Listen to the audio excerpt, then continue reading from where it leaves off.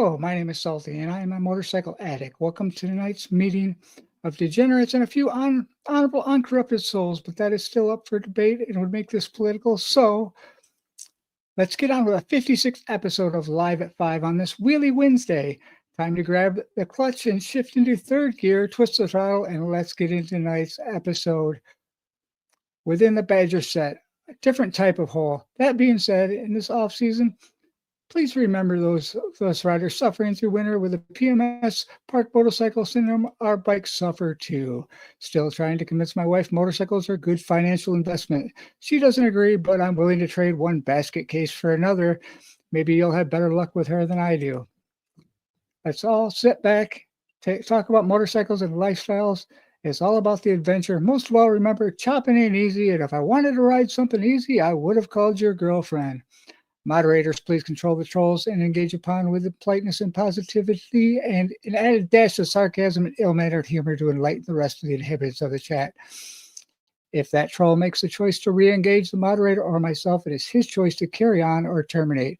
If it is directed at another member of the chat or a person that is not present, or if that statement is vulgar or threatening, terminate. Otherwise, try to de-escalate before dropping the hammer. These are the rules of engagement. Without further ado, let's get on to tonight's show.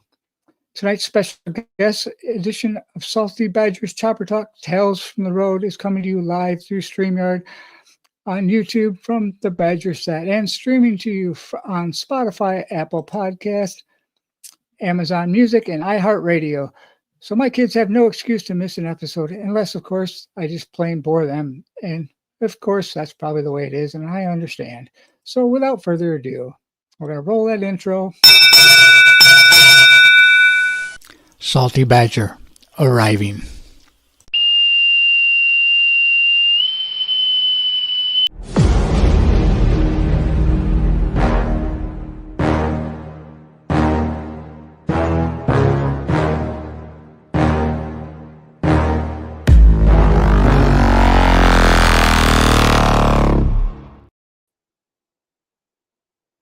All right, everybody, this is John from Guy's Garage. He's our special guest. I want to welcome him into the show and thank him for coming in. I've got the questions that I'm going to run through with him, and then we'll let him talk about himself like we did last time in his show, his channel, and things to come. So let me get the questions up and roll. All right, so please welcome tonight's special guest from Gotti's Garage. I have conjured up some questions to ask him that I'll let him tell us a bit about himself, his shop, and things to come. So, can you hear me all right? Yeah, man, I'm here.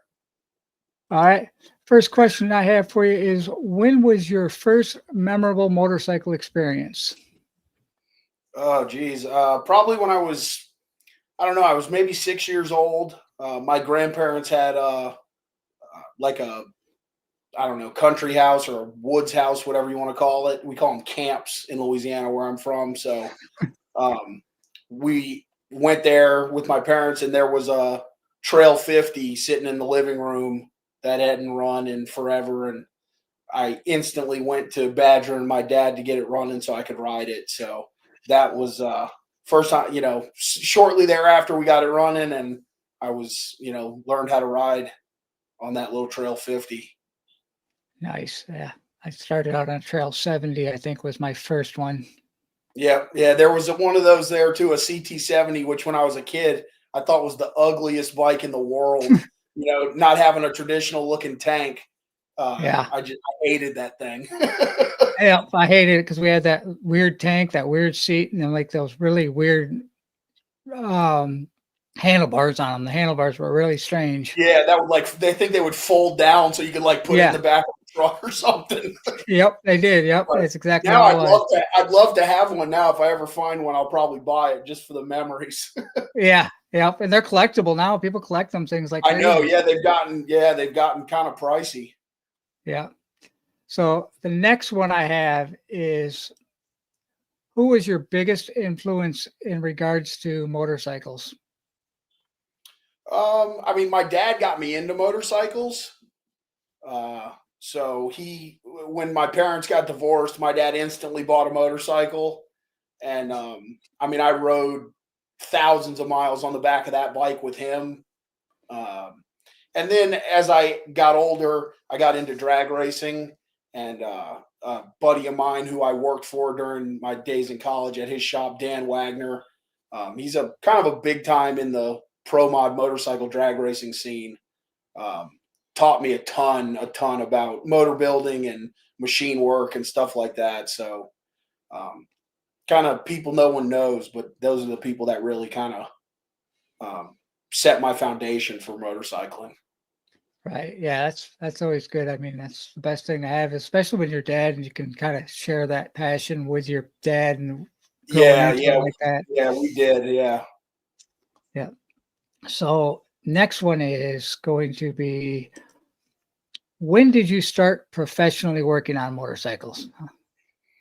So I guess my very first professional motorcycle job was working for my buddy Dan, um, which was, I don't know, 2000 2001. I was in college and I worked, with him. Then I graduated college and got a real life job, which I hated. So in 2006, I got my shop, and that's when I really started making my living. So 18 years ago, uh, be 19 years this October. Nice. Yeah, that's a big journey, and being able to do it as a job, that's saying something, because being able to run a business in these times and being able to survive it, do everything that doing that, that's saying something. That means that you're Yeah, being no, it's something. successful. So, It's definitely something, and I mean, sometimes we barely survive, but I don't know. I don't know how to quit anything. Even times when I probably should, I don't know. Once I'm into, I never can give up. I'm probably almost to a fault, but so we right. just keep plugging away, and somehow, some way, it always works out. It's like we'll have weeks, and it's like that's it, we're done. Nothing's ever coming in again. Yeah. And then the next day 10 bikes come in. So it's you Yep. would And think after all this time I'd quit worrying, but I still don't. then I'm sure you get those days, because like I said, I have in my cars, you get those days where you got so many projects going on, you wish somebody quit walking through the door. Oh It's yeah, like, it's either, like, can't we just get 2 a day? Like, let's get right. 2 jobs a day and we'll get them in and out. No, we get 10 or nothing. Yeah, So exactly. it's I guess the nature of it. I have buddies with other types of businesses, and they deal with the same stuff. Yeah, So it it's doesn't matter what you're doing. It's feast or it's an famine. economy based kind of thing. Doesn't matter what you do. Yep, yeah. So next one is, what was your first build and your favorite build that you've done? So my very first build was a drag bike. It was a 1980 CB750 Honda dual overhead cam, and built a Pro Street bike. So back in those days, that was Pro Street was like it for me. I thought that was the greatest. I still love them really, but I thought that was so, long swing arm, slammed on the ground. I built a 1220 cc motor, which was like the biggest motor you could build with one of those Hondas. Performance machine, race wheels, and uh, GSXR front end and stuff. So uh, that was my first build. I mean, in my dad's garage when I was 17 years old. And my favorite build, I don't know, man. It's so hard to say. I've built so many bikes. Probably my bike I built for the Bikes, Brews, and Barbecues. It's a really super custom shovel head in a rigid frame with a 200 tire, and basically everything on the bike I made. Um, Custom Springer legs, handmade gas tank, um, handmade push rod covers, a lot of cast parts. I have a good friend of mine who's a jeweler, and so we cast a lot of parts in sterling silver, push rod collars, gas cap. I sand cast a headlight, and my neighbors at the time were a glass blowing studio, so we have a hand blown lens in that headlight. I mean, it just the amount of pieces we made for that bike. It's just something I'm super proud of, and That's probably my favorite. Probably maybe will always be. I'm not sure that I'll ever build another bike that nice. Nice. That's awesome. Just being able to Yeah. put that much, have the talent to be able to knock that stuff out. I mean, I watched a video that you were just doing some, I think it was a timing cover or derby cover on the lathe for one of the Yeah. bikes. Yeah. Yeah. Yep. Yeah. So Yeah. that's just being able to hand make that stuff and have the talent to do that on top of it, not just purchase. You're not just buying parts off the shelf. You're making the stuff there too. Yeah, So yeah. I think a lot of that came from the drag racing, and then in my early days. So I'm not only a Harley guy. I build all kinds of bikes. We build a lot of Honda choppers, old 750 choppers. I have an old Amen Savior like plunger frame 750 chopper. Um, and so a lot of those bikes, when I started doing that, there is no parts.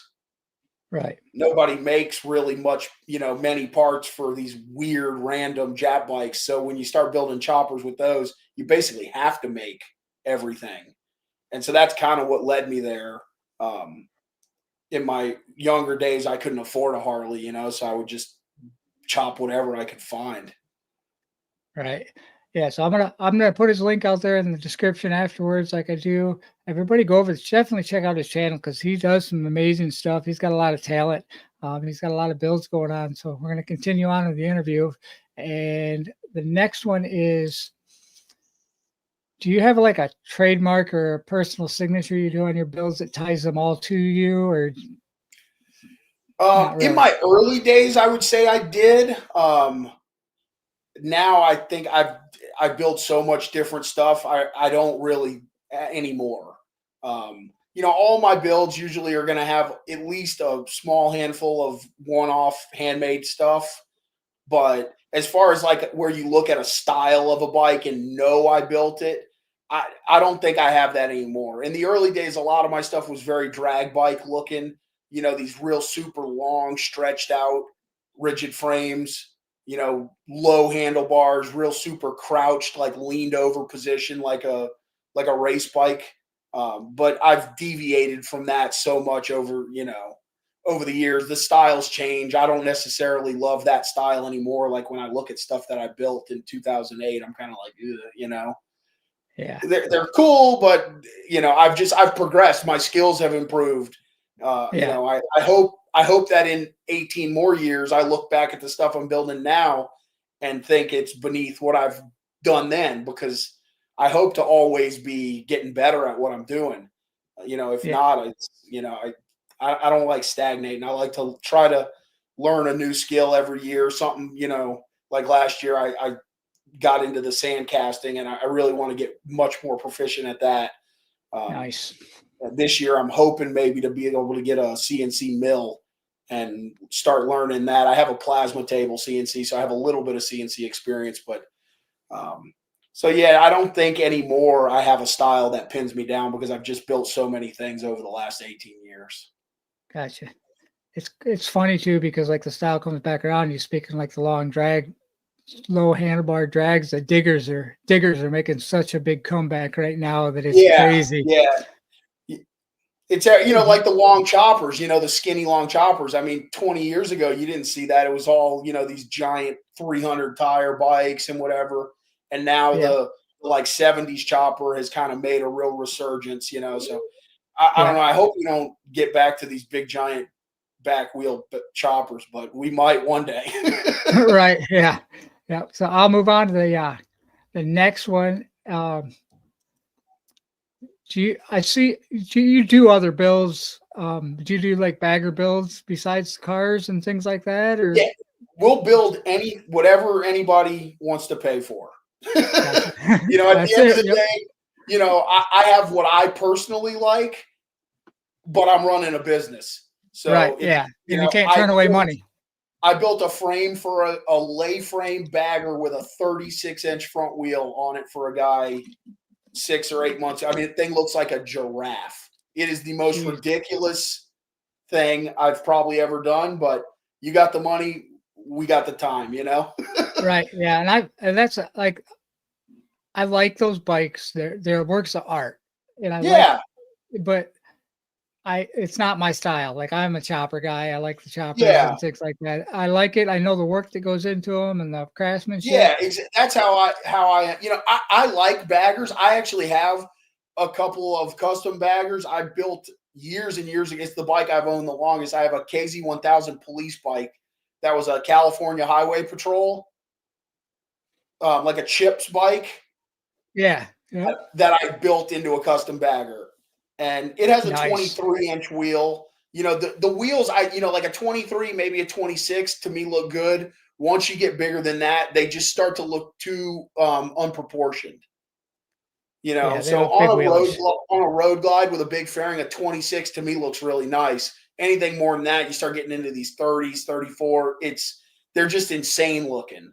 But Right. yeah, I appreciate any kind of any build if you build it nice. If you do it nice, I respect it. Even some of those crazy, I don't know if you've seen those bikes they build in Japan, the like Boskus with these crazy fairings, but some of that Yeah. stuff is really well done and has a ton of fab. And, I personally don't want it, but I think it's really cool that somebody takes the time to do it and do it well.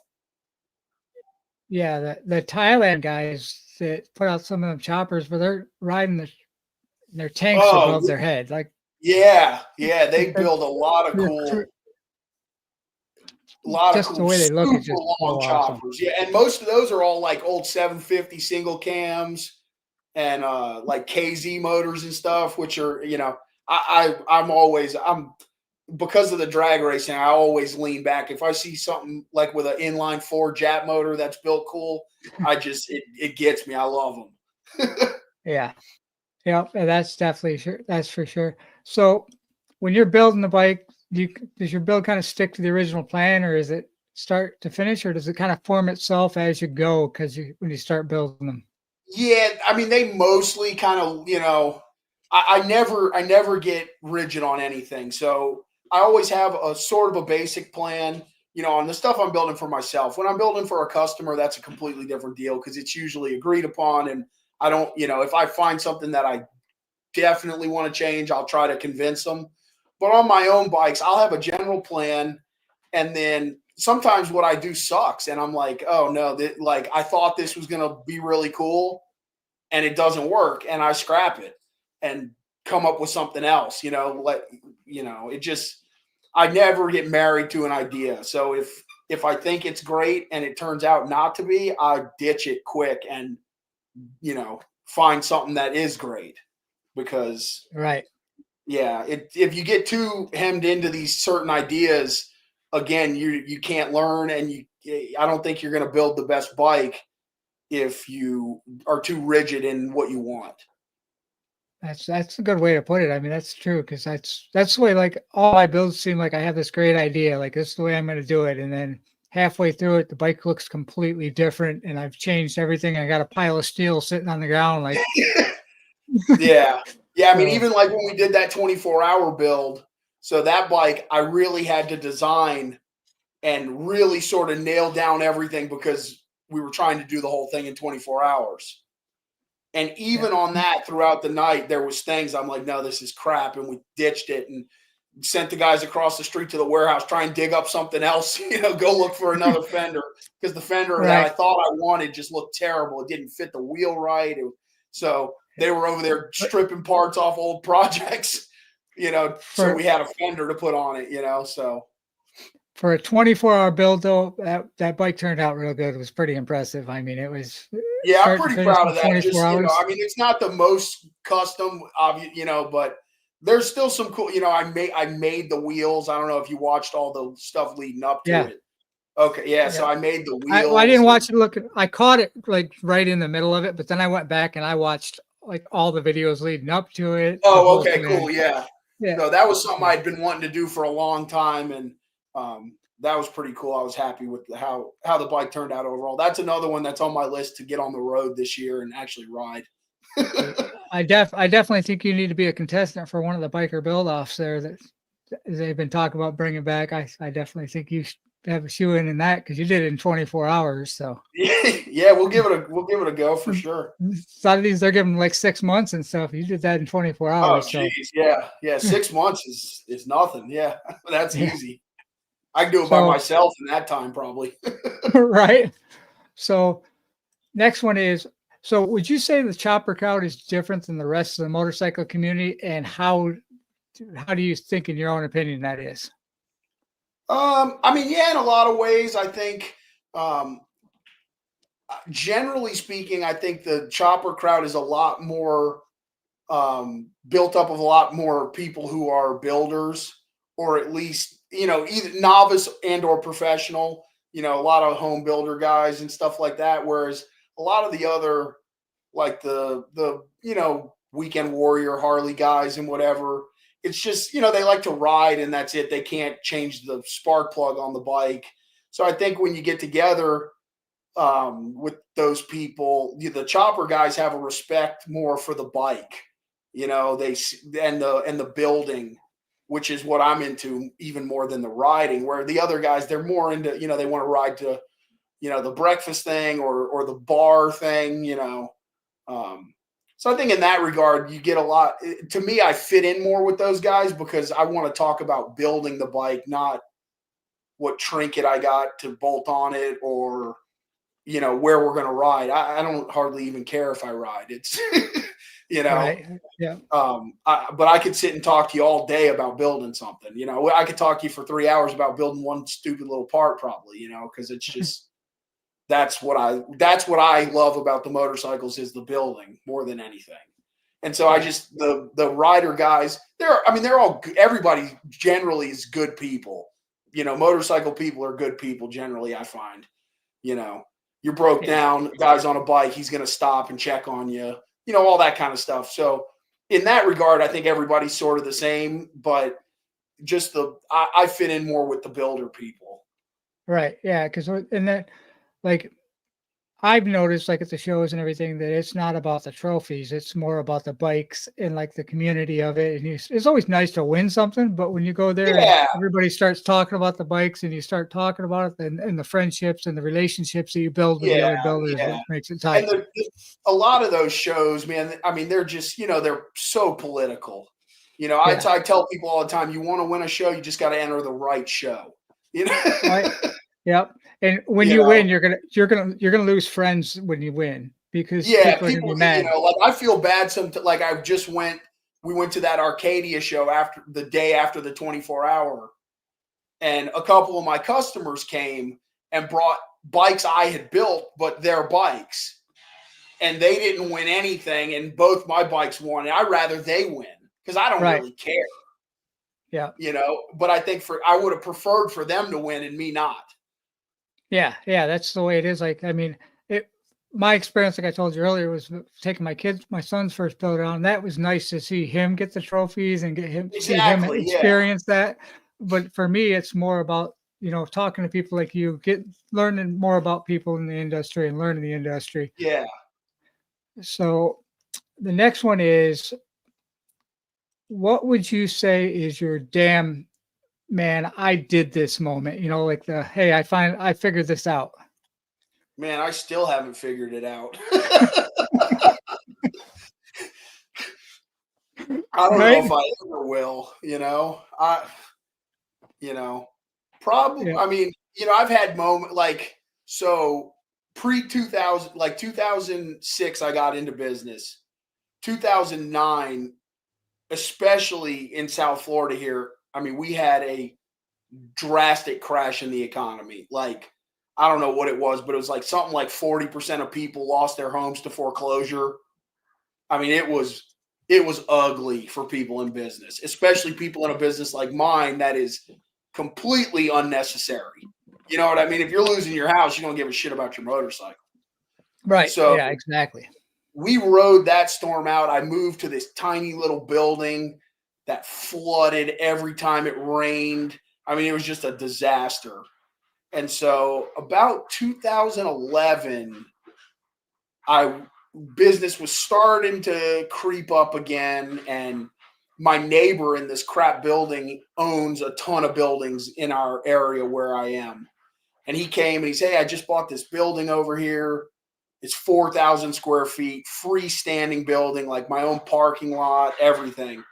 Do you want to rent it? And I'm like, well, sure, I want to rent it, but I'm figuring there's no way. So the rent was $300 more a month than what I was paying. And at that time, I like seriously thought about it for several days. Could I afford an extra $300? That's how bad business had been. And so I bit the bullet and I said, screw it. I'm going to either make this work or I'll go out of business and whatever. And so when I moved into that building, that was a pretty good, I went from like a 1,800 square foot, like hellhole to this 4,000 square foot building where we could, do anything I could think of. Right. So that was a pretty good feeling after barely surviving 2009 and 2010. I kind of at that point had thought I made it, and looking back, I don't know. I guess I did in some ways and didn't in others, but it's right. It's a good feeling to have made it work all this time. One way or another, I always seem to figure it out. Good, and you're still going at it. That's what's good. Yeah, the bikes is easy. The business stuff sometimes is what'll kill you. Yeah, exactly. That's I know exactly what you're talking about. So yeah. what is your favorite show experience of 2024? I don't even know. I think the only show I went to in 2024 was that Arcadia show after we did the 24-hour build. Because we went, the Bikes, Brews, and Barbecues was in 2023. And like I was telling you when we were talking before we got on, we're so far away from everything. It's hard for us to get anywhere, once a year is kind of, for us, that's our goal is to try to get to one thing every year, really, because we're just so far away. And the beginning of 2024, I went to West Virginia to bring a bike to those guys and help them get started on that charity build. So that was it was not a show, but that was our big trip for 2024. Plus I got married in 2024 and went on a honeymoon. So that cut into my bike travel time also. Right. Yeah. But the family part's pretty important too, though. That's gotta have the family. Yeah. No, it was a good time. So it worked out well. Yep. So next up, would you say the chopper scene is making a comeback, or has it always kind of been there and just separate? I kind of think it has. I mean, I guess like when you say the chopper scene, I don't really consider the like big dog chopper craze era, the early 2000s. That to me is more like the Weekend Warrior deal.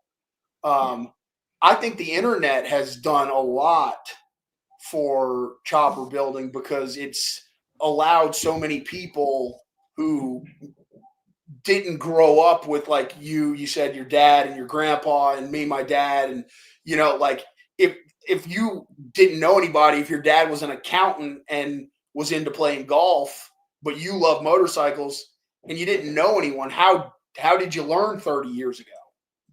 Right. And now, I mean, if you have any kind of mechanical aptitude, you can get on the internet and really teach yourself. And I mean, like I spend a lot of time, like people DM me or email me, like I'm happy to share my knowledge.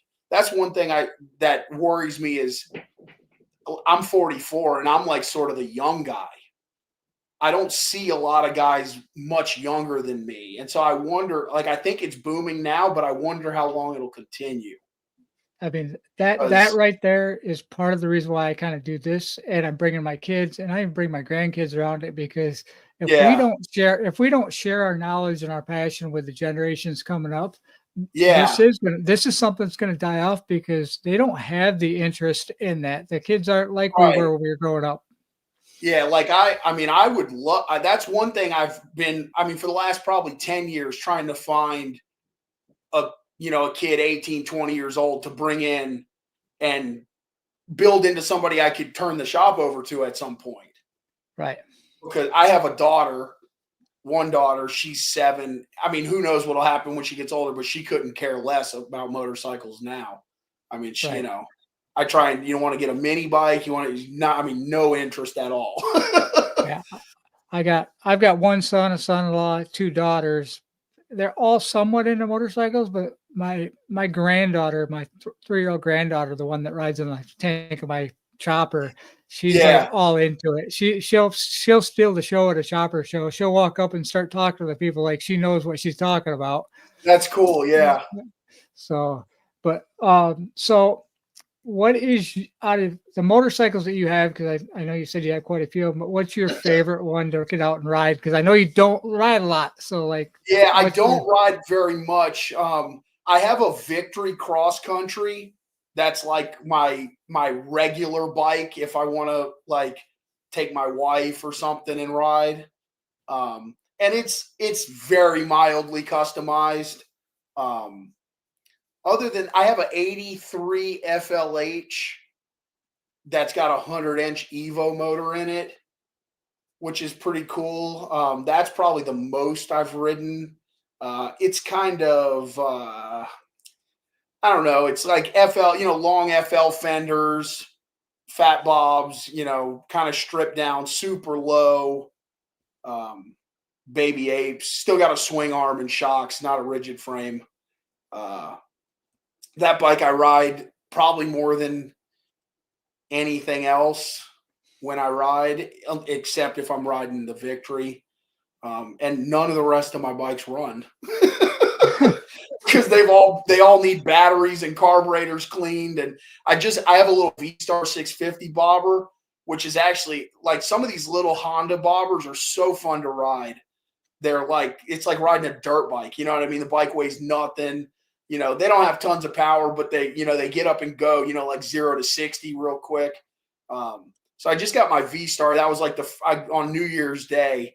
I decided I'm going to get all my bikes running this year, try and do one a month. So that was the easiest one to get out.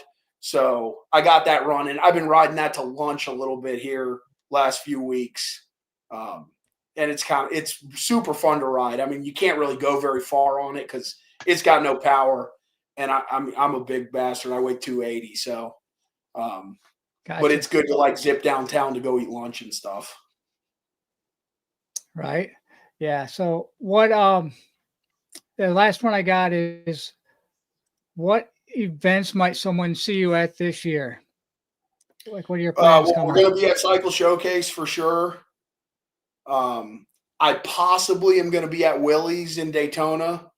And if I'm not there, there's going to be people there with bikes I built for sure. Um, I don't know. Maybe try and catch something at the end of the year. I'm not even sure what's going on. Maybe we'll try to catch something October, November. Um, it's a real slight chance I might go to Fuel, but if I do, I'll probably just go in my car because I'm going to have to like blast up there in a day and then blast back because I just don't have the time to pull a trailer and it adds so much time to the trip. Um, Right. so for sure, we're going to be at Cycle Showcase in St. Louis. That's definite. The trip is booked. Shoot, I guess it's coming up like in 3 weeks. Yeah. Yep. So that It one for is. sure. We're going to have some bikes at Willie's. We're going to have some bikes at some shows out in Sturgis. I will not be there, but my painter who works for me is going, and he's bringing a bunch of the bikes we do. Um, so that's the ones for Right. sure I know. And if we can come up with something maybe in October or November towards the end of the year, maybe we'll try and make something happen on that. I don't know what's going on that late in the year. Right. So that's all the questions I had. If you want to talk about if you had anything more you want to say or any closing things, I appreciate you coming on. Yeah, of course, man. It's been fun. Happy to do it. I don't have a whole lot extra to add. Definitely everybody check out our YouTube. We're constantly posting stuff on there. Whenever we get something interesting, try to always do at least one long form video every week. We put tons of shorts up, just silly stuff usually that we're doing throughout the week. But I always try to post at least one long form generally on Saturdays. And that's generally like my personal project stuff that I'm working on. Coming up down the pike is Shovelhead. It's a rigid frame, like a Paco rigid frame that I bought as a complete bike that was just a total wreck. And so we're slowly redoing that. Probably going to put an Evo 5-speed in there and belt drive and do a lot of our general custom little one-off pieces. I got some cool parts too that I've been collecting over the years. Some Boyd Coddington narrow glide triple trees and a couple kind of rare parts that are cool I've been waiting to use.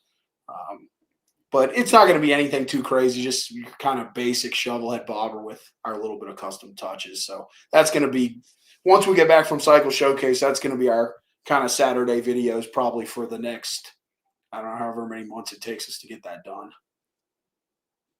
Nice. Yeah. So just at the end of it, one of the guys kind of touched in the side chat, kind of asked a question that, Yeah.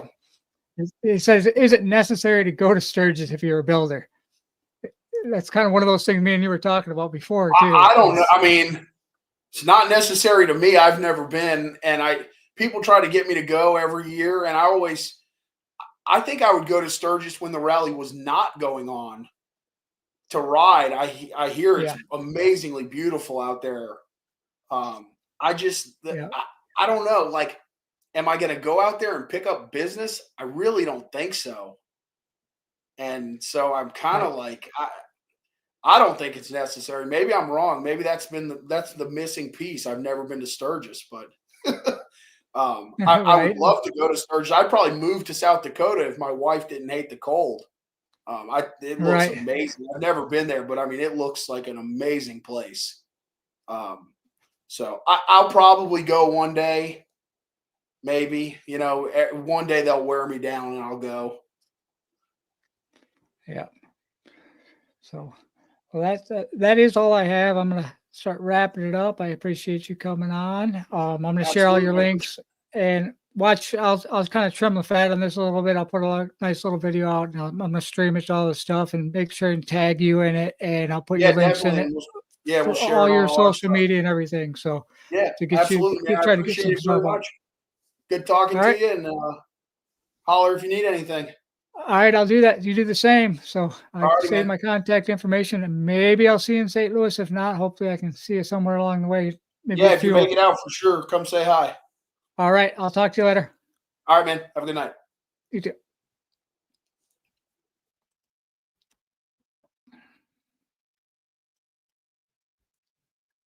All right, please make sure and check out his content if you like it, and do all the fun stuff like subscribe and follow. Thank you for coming, and thanks for having him come on the show. I really appreciated that. It was a lot of fun. I'm going to jump over real quick and run through some of the other stuff on the show that I have lined up and get everybody out of there so you can go enjoy some of these other lives. But I did have some stuff lined up like the normal parts of the show.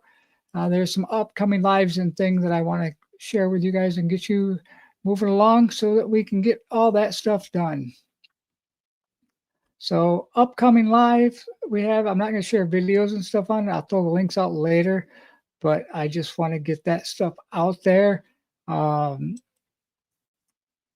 We have, well, I guess it would probably be, it's actually set up easier to do it the normal way. So I am going to do it the normal way. If you want to stick around, I definitely appreciate it. We're going to finish out the show. I'm going to skip over the motorcycle news, but I am going to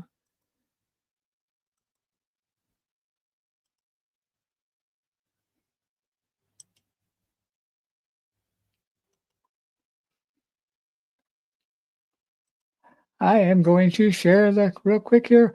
The small channel spotlight. The small channel spotlight tonight was, besides Cat's Garage, is going to be Iron Pony Life.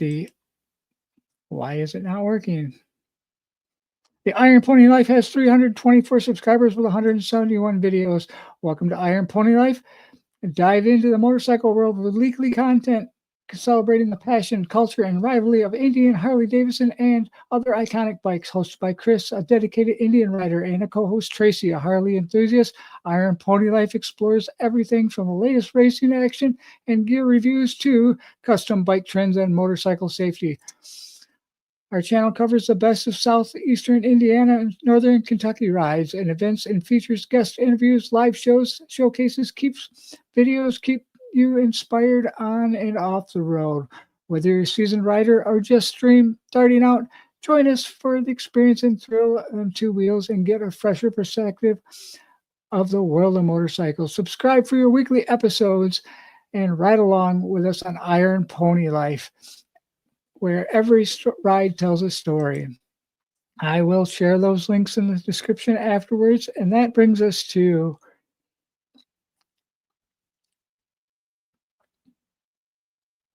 our flashback. Our flashback is going to be the unaffiliated, which has a live going on right now. If everybody wants to jump over after this or now to go over there and support them, they have 249 subscribers, 126 videos. It is a channel made up of a group of independent bikers who embrace the freedom of riding without consequences and pursue the adventure that waits for them on two wheels. We present the true everyday biker who follows their own rules and enjoys life without being affiliated with MCs. So come along for the ride as we explore everything, and everything represents the biker lifestyle, from bikers, rallies, tech repairs, clothing, entertainment, and much more. You can also join our Discord family where we like-minded individuals. So come have fun and discuss the lifestyle. So they have a live tonight. It's going on right now. So if you guys want to go over, jump over and enjoy their live following my show, I would greatly appreciate it. At the end of this, we're going to end the poll. Right now, we're ending the poll. And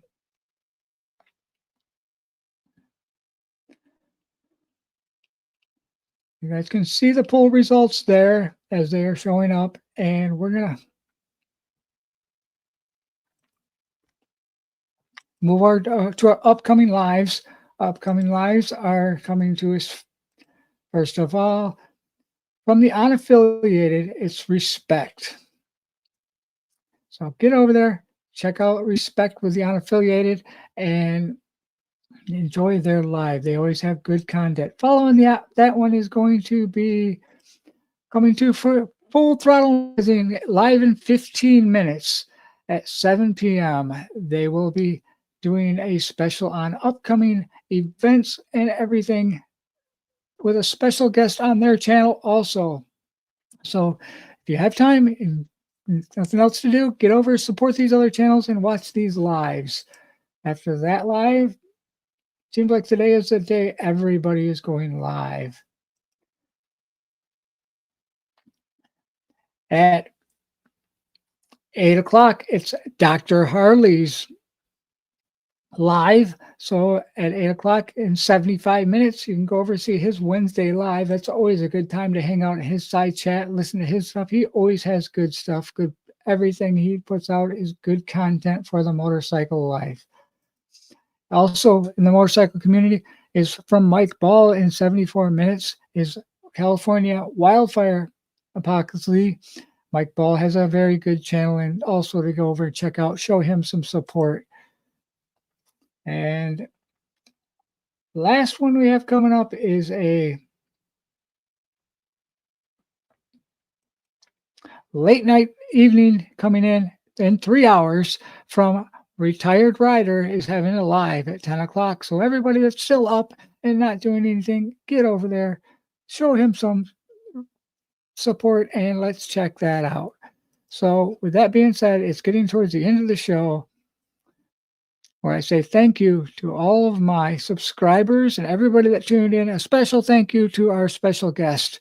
And on your way out, remember to exit through the gift shop and check out Frogzilla's gift shop. Get yourself a sweatshirt, a t-shirt, a hat, a cup. He's got many things on there. So if you've not gone over there and checked out his stuff yet, get over there and check out Frogzilla's gift shop. So with that being said, I didn't do a lot with the comments. I was pretty in tune with our guest tonight.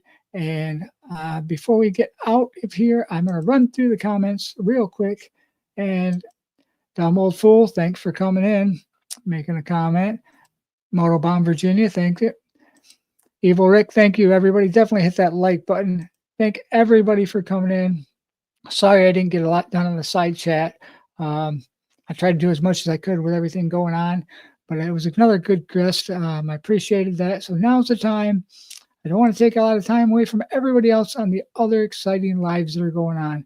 So with that being said, I'm going to hit those buttons that make funny things end and go away. I don't have anything more for you. I'm going to scour around and find another guest for next week, though. So stay tuned for that and watch for that special guest thumbnail. And if you're looking for links or descriptions or anything, jump over, read the description in this after the show. I'll have it all in there.